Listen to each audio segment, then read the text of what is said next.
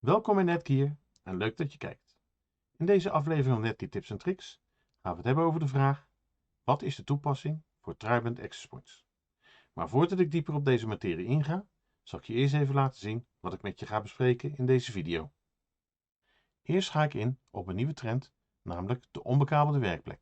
Ofwel de werkplek waarvan de computer nog wel op een stopcontact is aangesloten en niet meer op de netwerkkabel. Daarbij ga ik in op de impact die deze trend heeft op de uitvoering van dit type wireless LAN-oplossingen. De overwegingen waarmee je te maken krijgt en ook komen de oplossingen en een paar typische voorbeelden ter sprake. En we sluiten af met een samenvatting. De vraag over de toepassing voor de Triband AP's kwam van de reseller uit Gouda, naar aanleiding van de opmerking die ik maakte in de tips en tricks video over het verschil tussen reikwijdte tussen 2,4 en 5 GHz. Vandaar deze aflevering. Steeds vaker zien we als Netgear netwerkprojecten langskomen waarvoor het clientgedeelte overgestapt wordt van originele netwerkbekabeling naar een pure wireless omgeving voor de client. Deze trend zien we niet alleen bij nieuwbouw en renovatie, maar ook steeds meer in omgevingen waar het netwerk aan vervanging toe is. In de basis lijkt de reden voor deze transitie van een bedraden naar een draadloze clientomgeving een bezuiniging op de kosten van de bekabeling. Maar er spelen meer factoren. We zien al een aantal jaren dat de desktop-PC-markt krimpt ten gunste van de laptop. Nemen we tevens ter beschouwing dat er als eerste erg veel desktops vervangen zijn of gaan vervangen worden door NUCs. NUC is een afkorting van Next Unit Computing en is een PC van kleine afmeting, vergelijkbaar met een notebook, zonder scherm en toetsenbord en bijna altijd uitgerust met een WLAN-adapter. Met als tweede dat ook notebooks niet alleen meer ingezet worden voor de werknemers die de buitendienstenfunctie hebben, maar steeds meer worden geïnvesteerd voor medewerkers die gedeeltelijk thuis en op kantoor werken. Beschouwd van de twee zojuist genoemde voorbeelden zien we dat eigenlijk elke computer een wireless aansluiting aan boord heeft en kijken we naar smartphones, tablets en luxere notebooks, dan zien we helemaal geen ethernet-aansluiting meer. Daarbij zien we aan de brede kant van de automatisering dat door corona het thuiswerken breder geaccepteerd is en dat heeft weer tot gevolg dat kantoorruimte ingekrompen worden en hiervoor zien we ook dat deze ruimte beschikbaar komen als multi-tenant omgevingen. Vaker als algemene locatie, niet specifiek voor een bedrijf, maar gericht op personen die door omstandigheden niet thuis kunnen werken en toch een ergonomische werkplek kunnen huren. Ook door frequent gebruik van multimedia toepassingen als remote vergaderen, Zoom, Teams en VoIP software heeft het gemiddelde netwerk meer bandbreedte nodig dan voorheen. Gevolg is dat dit in de meeste gevallen leidt tot het aanpassen van de ICT-netwerkbekabeling. Aanpassen van netwerkbekabeling is in de praktijk een behoorlijke aanslag op het budget. Denk hierbij aan de kosten van gemiddeld rond de €300 per aansluiting. Vermenigvuldig je dat met het aantal werkplekken, dan is al snel de conclusie om het clientgedeelte van het netwerk uit te voeren met een wireless LAN-oplossing. Buiten de besparing op de kosten van de bekabeling geeft wifi ook nog eens meer flexibiliteit, dus dit maakt de keuze bedrijfstechnisch eigenlijk nog veel gemakkelijker.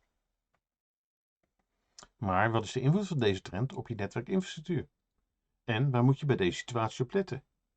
Kun je er zomaar van uitgaan dat de gemiddelde access point om kan gaan met de workload gegenereerd door een bepaalde hoeveelheid clients? Is hierbij dan de ervaring aan snelheid gelijkwaardig, zoals bij de bekabelde oplossing? Wat zijn de aandachtspunten aan de kant van je bekabeling en waar moet je rekening mee houden in verband met de applicaties die je over je wireless netwerk wil gaan gebruiken? Allemaal terechte overdenkingen, dus laten we hier eens op inzoomen. Laten we eerst eens kijken naar de bekabeling. Op het moment dat je voor de clientomgeving overgaat tot wireless LAN, dan zijn er een aantal punten waar je rekening mee zou kunnen houden voor het aansluiten van je AP's. Voor nieuwbouw en renovatie is het duidelijk. Daar wordt de bekabeling meestal opnieuw aangelegd. Hiervoor gebruik je uiteraard de laatste norm, dus minimaal Cat6a en als het budget het toelaat Cat7 of Cat7a. Overigens, Cat-A kan tot een snelheid van 10 gigabit over maximaal 100 meter. Heb je een bestaande omgeving waarbij je wilt overschakelen naar een wireless client omgeving, dan is Cat5e de minimale norm om AP's te bekabelen. Met Cat5e is het mogelijk om een multi-gig ethernet snelheid van 2,5 en 5 gigabit te halen. Deze snelheden zijn nodig voor de gemiddelde Wi-Fi 6 performance, want deze access points zijn immers sneller dan 1 gigabit per seconde. Aan de kant van wireless LAN zijn er uiteraard nog meer aandachtspunten. Voor een succesvolle overschakeling naar een volledige wireless client omgeving dien je rekening mee te houden dat de personen op jouw netwerk een bepaalde verwachting hebben betreffende de performance van een ICT-omgeving. Deze personen hebben je netwerk immers jarenlang gebruikt met een systeem aangesloten op netwerkbekabeling en hierdoor is een bepaalde verwachting ontstaan. Om aan deze verwachting te voldoen, kun je een aantal stappen ondernemen aan de wireless kant. Ten eerste is het verstandig om de eisen voor jouw clientomgeving te inventariseren en op papier te zetten. Neem je zeker ook de applicaties waar je mee wilt werken in beschouwing. Om alles beter inzichtelijk te maken is een goede plattegrond dan wel tekening van de omgeving onontbeerlijk. Het liefst met het interieur ingetekend. Al deze input geeft namelijk een duidelijk overzicht van het geheel en op die manier de basis van een gedegen waardesplanning. Overigens, heb je als reseller VAR of MSP deze gegevens, dan denken wij als Netgear graag met je mee. Met de komst van wifi 6 zijn een behoorlijk aantal zaken aangepakt, waardoor het een stuk plausiebeler wordt om wifi in te zetten als alternatief voor het bekabelen van de werkplek. Op dit YouTube-kanaal staan dan ook een flink aantal webinars met wifi 6 als onderwerp, dus als je interesse hebt, kijk deze webinars gerust terug. Maar vraag je je af, is wifi 6 en een goede switchtopologie wel genoeg? Misschien denk je van wel, en is voor een kleinere casus zeker de waarheid. Maar wat als de omgeving groter is? Er komt immers niet voor niets een uitbreiding van de wifi-standaard aan, in de vorm van wifi 6E. Alweer een wifi-norm, zou je zeggen? Eigenlijk niet. Wifi 6E is eigenlijk niets meer of minder dan wifi 6, aangevuld met de 6 GHz frequentie. Hierdoor komt er in Europa een hoeveelheid extra bandbreedte bij, gelijkwaardig als we die hebben aan de 5 GHz. In januari 2022 wordt deze extra 6 GHz band in Europa vrijgegeven. Maar Netgear heeft intussen al geruime tijd een fatsoenlijke stap in wifi performance gemaakt door middel van onze tri-band access points. Laten we eerst eens kijken hoe je aan de wifi kant veel performance en stabiliteit winst kunt maken met deze Netgear tri-band wifi access points. Hiervoor zal ik eerst even onze tri-band access points aan je voorstellen. De WAC 540 werd ons geïntroduceerd op 8 januari 2019. Dit is een AC-Wave 2 access point en heeft een maximale theoretische throughput van 3 gigabit. Dit access point bestaat alleen op wireless en gebaseerde 2x2 2,4 GHz radio, met als bij de meeste andere access points aangevuld door een AC 2x2 5 GHz radio, met als verschil dat er extra een AC 4x4 5 GHz radio is toegevoegd. Deze extra 5 GHz radio brengt een ruime verdubbeling in de capaciteit en snelheid en dit access point heeft zijn spoor inmiddels verdiend. Het op 24 juli 2021 geïntroduceerde wifi 6 access point, de Netgear WAX 630, heeft een verdubbeling in snelheid ten opzichte van de WAC 540. En dit wifi 6 tri-band access point heeft net zoals de WAC 540 ook 3 radio's. Buiten wifi 6 ondersteuning heeft het access point ook nog eens meer streams, zoals AX 4x4 op 2,4 GHz, AX 4x4 in de 5 GHz lowband en AX 4x4 in de 5 GHz high radio. De totale theoretische throughput komt hierdoor op 6 gigabit. Hierdoor een zeer serieuze kandidaat voor de draadloze werkplekomgevingen. Laten we ook eens kijken naar het aantal toepassingen. De eerste hebben we al besproken, kantoren met een draadloze werkplek. Een andere tri-band toepassing is bij scholen. Scholen zijn een goed voorbeeld van een draadloze omgeving waar continuïteit erg belangrijk is. Scholen hebben de plicht om te voldoen aan de minimaal wettelijk aantal uren om leerstof over te brengen richting hun leerlingen. En buiten wifi is dat al een uitdaging genoeg. Met tri-band wifi is het netwerk voor scholen in ieder geval een zorg minder. Zeker in onze regio zijn er al een redelijk aantal scholen uitgerust met de eerder genoemde WAC 540 tri-band access points en tot grote tevredenheid. We zien dan ook een stijgende lijn in toepassing voor wifi 6 alternatief voor de WAC 540, namelijk de WAC 630. Ander voorbeeld is de lobby van de bioscoop en het theater. Typisch de ruimte waar aan het begin, het einde en tijdens de pauze van een voorstelling veel mensen op een plek komen die even op een smartphone willen kijken. Vaak zie je hier te weinig capaciteit. Zeker als een artiest aan het einde van de voorstelling ook nog even de gelegenheid geeft om een selfie met hem te maken en je wilt dit selfie gelijk posten op social media. Zeker voor evenementenlocaties is tri-band wifi een uitkomst. Met 600 concurrent connectie per AP en een koppeling van 2,5 gigabit richting een multigig switch is er bij een doordacht netwerkontwerp genoeg capaciteit op het lokale netwerk om samen met een multimedia proxy server en een stevige internetverbinding het veroorzaakte internetverkeer op te vangen. Ander mooi voorbeeld zijn monumenten. Hier zijn de beperkingen met betrekking tot bekabeling meestal een uitdaging. Hierin kan een Triband Access Point, geconfigureerd in Instant Mesh Mode, de uitkomst bieden. Eigenlijk geldt het ook voor musea.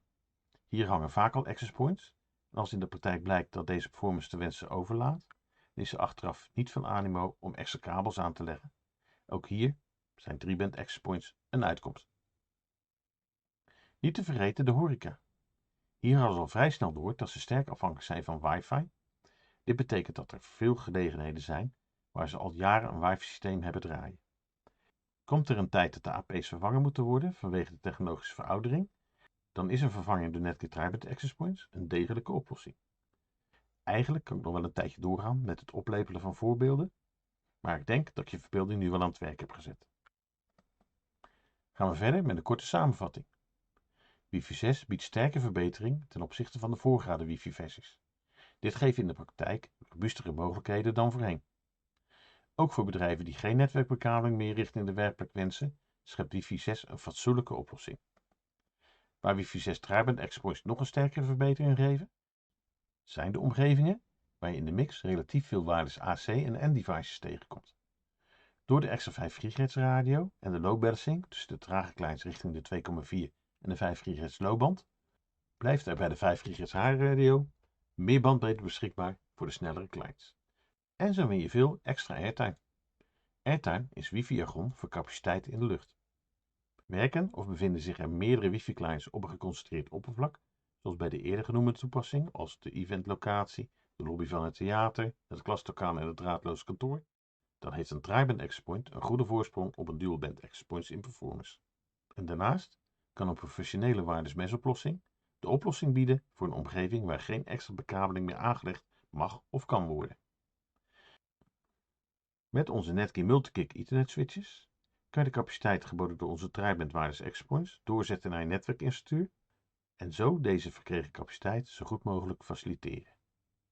We haken alweer aardig aan de tijd, dus maar weer snel door naar de wekelijkse mededelingen. Hiermee zijn we weer aan het eind gekomen van deze aflevering van Netgear Tips en Tricks. Heb je suggesties voor een nieuwe blog, vlog of webinar? Laat het mij gerust weten. Met deze input gaan we weer aan de slag voor nieuwe op jou gerichte content. Uiteraard kun je voor Netgear gerelateerde pre-sales vragen ook bij mij terecht. Stuur me gerust een e-mail. Voor het verkrijgen van aftersales support kan je terecht bij ons L2 supportteam in Ierland. Hier zijn voldoende Nederlands en Franstalige aftersales support engineers aanwezig om je verder op weg te kunnen helpen. Heb je commerciële vragen, dan kun je uiteraard terecht bij je vaste contactpersoon bij Netgear. Heb je deze niet, neem dan contact met ons op via een e-mail naar be of nl.rapidresponse@netgear.com. We zien je vragen graag tegemoet. Ben je op zoek naar nog meer achtergronden? Neem dan eens een kijkje op onze site innovatie.netgear.nl. Op deze site vind je achtergronden terug als blogs, vlogs en verkoopacties. Ook kan je aangekondigde webinars en de opname van voorgaande webinars terugvinden. Hiermee zijn we weer aan het einde gekomen van deze aflevering, maar mijn werk hier is nog verre van compleet. Dus hou innovatie.netgear.nl in de gaten voor nog meer nieuws. Heb je wat aan deze video gehad? Druk dan zeker even op de like-button. Abonneren mag natuurlijk ook. Klik dan ook nog even op de bel, want dan weet je precies wanneer we weer een nieuwe video hebben gepost. Bedankt voor je interesse en tot de volgende week.